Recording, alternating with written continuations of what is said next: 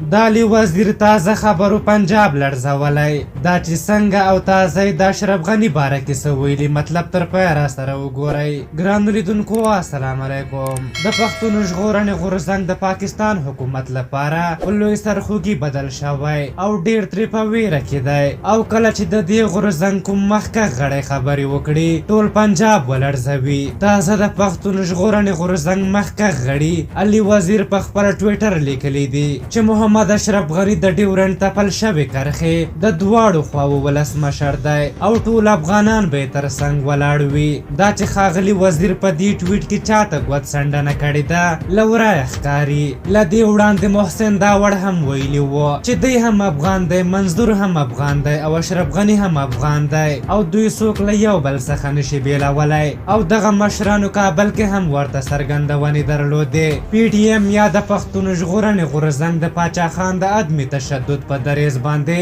ځانونه دومره غښتلي کړي چې اوس د نړۍ په هر ګوټ کې د دوی په پلویتوب لارینونه کیږي او له نړیوالو ښکیلو سازمانونو څخه پر پاکستان د فشار واردولو غوښتنه کوي. پاکستان بیا ډیری وخت د هغه غږونو د مړه کولو هڅه کړې ده چې د لوی افغانستان ناره زمزمه کوي. دوی په هره ممکنه لار هڅه کوي په سیمه کې ویره خپره کړي او د حق غوښتنې دریځ کمزوری کړي او تل یې هڅه کړې چې د پښتون ژغورنې غورځنګ وځپي، خو برعکس د منظور خانۍ او پاچا خانۍ فکر لاس واکمنېږي. په هر حال دې لور ته مشرانو ولسمشر غني، امرالله صالح او نورو تل د پښتون ژغورنې غورځنګ ملاتړ کړی. امرالله صالح ویلي وو کله چې محسن داوړ وینم داسې فکر کوم لکه چې زما هم سنګره وي. اشرف غني بیا په یو ټویټ چې د دوی ملاتړ یې کړی و ټول پاکستان لړزولی و او خپله غني هم وویل چې ټویټ نه و سمیټم بم و. پاکستان بیا ورخطا و او ویل یې چې اشرف غني د دوی په چارو کې مداخله نه کوي.